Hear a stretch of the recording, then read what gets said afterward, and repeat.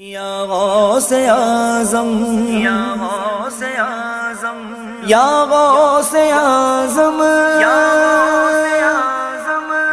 غوث اعظم یا غوث اعظم یا غوث اعظم یا غوث اعظم یا غوث اعظم یا غوث اعظم یا غوث اعظم یا غوث اعظم یا غوث اعظم یا غوث اعظم یا غوث اعظم یا غوث اعظم یا غوث اعظم یا غوث اعظم یا غوث اعظم نحمدہ ونصلی علی رسولہ الکریم۔ معزز و محترم ناظرین، اللہ تعالیٰ کا بے انتہا فضل و کرم ہے کہ اس نے ہمیں سرکار دو عالم نور مجسم صلی اللہ تعالیٰ علیہ وآلہ واصحابہ وسلم کی امت میں پیدا فرمایا اور ہمیں آپ کا امتی ہونے کا فخر عطا فرمایا۔ سرکار غوث اعظم رضی اللہ تعالیٰ عنہ فرماتے ہیں 13ویں مجلس میں، یا غلام العافیۃ فی ترک طلب العافیہ، اے میرے غلام، عافیت کی طلب کو ترک کرنے میں ہے۔ راحت اور آرام اور عافیت، جب تک تو آرام اور عافیت کی طلب میں رہے گا، عافیت کی جستجو میں رہے گا، تجھے آرام اور عافیت ملنے والا نہیں۔ جب تو راحت اور عافیت کی طلب ترک کر دے گا تو تجھے حقیقی عافیت ملے گی۔ تو عافیت کو طلب کرنا چھوڑ دے، آرام کو طلب کرنا چھوڑ دے۔ یہی آرام ہے، یہی حقیقت میں راحت ہے، عافیت ہے۔ والغنا فی ترک طلب الغنا، اور تونگری، دولت مندی اور تونگری کی طلب اور جستجو اور خواہش کو ترک کرنے میں پوشیدہ ہے۔ دولت مندی اور تونگری کی طلب کو چھوڑ دینا ہی حقیقی دولت مندی ہے، تونگری ہے۔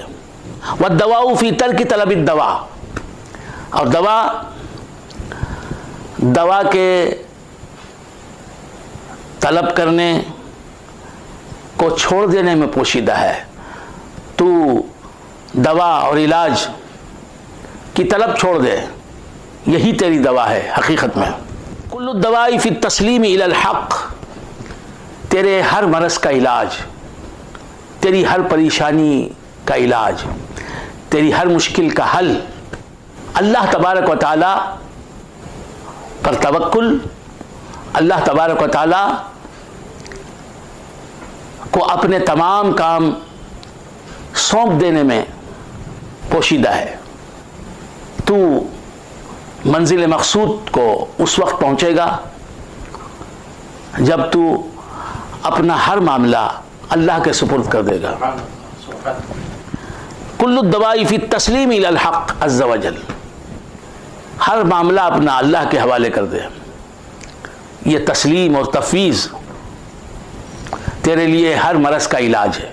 وقطع الاسباب وخلع الارباب من حیث قلبک، اور دنیا کے اسباب اور ساز و سامان سے قطع تعلق کر لینا، اسی میں آرام اور راحت ہے، اسی میں عافیت ہے۔ یہی تیرے ہر مرض کی دوا ہے، ہر الجھن کا مداوا اسی میں ہے۔ حضور غوث الثقلین رضی اللہ تعالیٰ عنہ فرماتے ہیں، وخلع الارباب من حیث قلبک الدواء، الدواء فی توحید اللہ عز وجل۔ غوث الثقلین رضی اللہ تعالیٰ عنہ فرماتے ہیں کہ اللہ تبارک و تعالیٰ کی توحید میں تیرے ہر مسئلے کا حل پوشیدہ ہے۔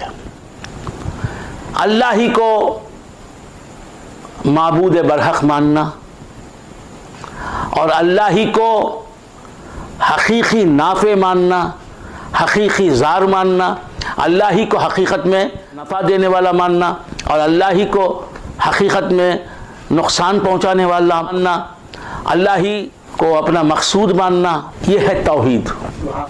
تو توحید،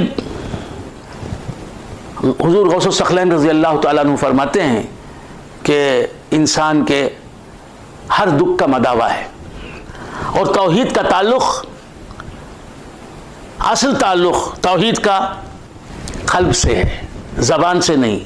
ہم زبان سے کہتے ہیں لا معبود الا اللہ، ہم زبان سے کہتے ہیں لا مقصود الا اللہ، ہم زبان سے کہتے ہیں لا نافع ولا ضار الا اللہ، اللہ ہی حقیقت میں نافع ہے، اللہ ہی حقیقت میں ضار ہے، نقصان پہنچانے والا ہے، اللہ ہی حقیقت میں معطی ہے، دینے والا ہے، اللہ ہی حقیقت میں کارساز ہے، یہ ہم زبان سے کہتے ہیں، لیکن دل ہمارا غافل ہوتا ہے۔ تو حضور غوث الثقلین فرماتے ہیں کہ توحید کا تعلق حقیقت میں زبان سے نہیں ہے، دل سے ہے۔ دل سے ہمیں اللہ ہی کو حقیقی مستعان، اللہ ہی کو حقیقی نافع، اللہ ہی کو حقیقی نقصان پہنچانے والا، اللہ ہی کو حقیقی دینے والا ماننا چاہیے۔ یہ ہے عقیدہ توحید کا لب لباب، اور یہ ہے عقیدہ توحید کی روح اور اسپرٹ۔ تو حضور غوث الثقلین فرماتے ہیں اللہ کی توحید میں اے مسلمان، اے مرد مومن، تیرے ہر دکھ کا مداوا موجود ہے۔ التوحید والزہد لا یکونان علی الجسد، توحید، ابھی جسے میں نے سمجھا توحید کیا ہے۔ توحید اور زہد، زہد کہتے ہیں دنیا سے بے رغبت ہونے کو، دنیا سے صرف نظر کر لینے کو، دنیا کو ہیچ سمجھنے کو۔ حضور غوث الثقلین رضی اللہ تعالیٰ عنہ فرماتے ہیں کہ توحید اور زہد لا یکونان علی الجسد، جسم پر نہیں ہوتے، واللسان، اور زبان پر نہیں ہوتے، توحید اور زہد۔ التوحید فی القلب، توحید دل میں رہنے کی چیز ہے، والزہد فی القلب، اور زہد دل میں رہتا ہے۔ حقیقی زہد، حقیقی دنیا سے بے رغبتی دل میں رہتی ہے۔ والتقوی فی القلب، اور تقوی کا بھی محل حقیقت میں دل ہے، نہ کہ قالب۔ والمعرفت فی القلب، اور اللہ تبارک و تعالیٰ کی معرفت بھی دل میں رہتی ہے۔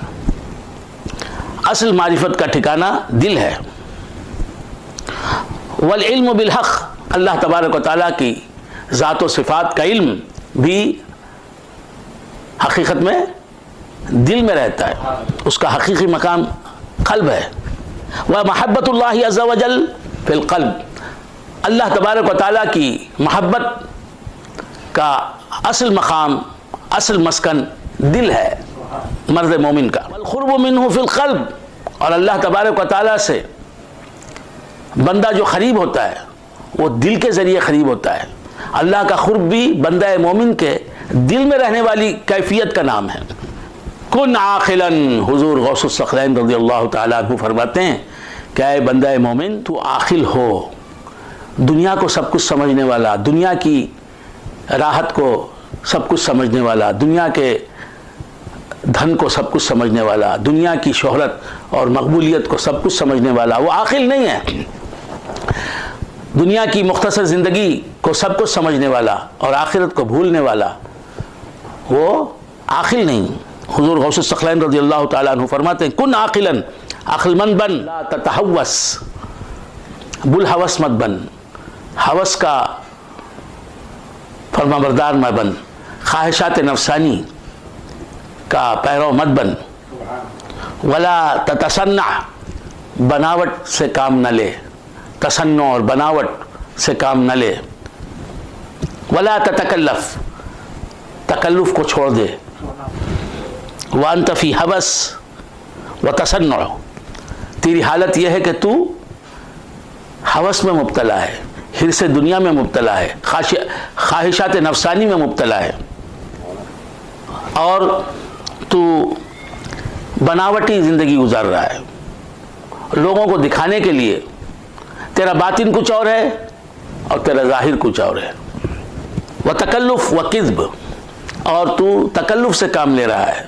اللہ والے تکلف کرنے والے نہیں ہوتے۔ سرکار دو عالم صلی اللہ علیہ وآلہ وآصحابہ وسلم فرماتے ہیں وما انا من المتکلفین، میں تکلف کرنے والوں میں نہیں ہوں۔ وکذب وریا، حضور غوث الثقلین رضی اللہ تعالیٰ عنہ فرماتے ہیں کہ تیری زندگی میں کذب ہے، جھوٹ ہے، دل میں کسی کی محبت نہیں ہوتی، تو اس سے کہتا ہے کہ مجھ سے محبت کر رہا ہوں، دل میں دنیا کی محبت ہوتی ہے، تو کہتا ہے مجھے دنیا سے محبت نہیں، یہ کذب ہے، دروغ بیانی ہے۔ وریا، اور تیری عبادتیں جو ہوتی ہیں وہ ریاکاری کے جذبے کے تحت ہوتی ہیں۔ ونفاق، اور تو نفاق میں مبتلا ہو کر عبادتیں کرتا ہے، نیکیاں کرتا ہے۔ نفاق کسے کہتے ہیں؟ دل میں کچھ ہو اور زبان پر کچھ ہو، یہ کیا ہے؟ نفاق ہے۔ دل میں اللہ کی محبت نہیں ہے، زبان سے کہہ رہا ہے کہ میرے دل میں اللہ کی محبت کے سوائے کچھ بھی نہیں ہے، دل میں آخرت کی یاد نہیں ہے اور زبان سے کہہ رہا ہے کہ مجھے آخرت کی بہت یاد ہے۔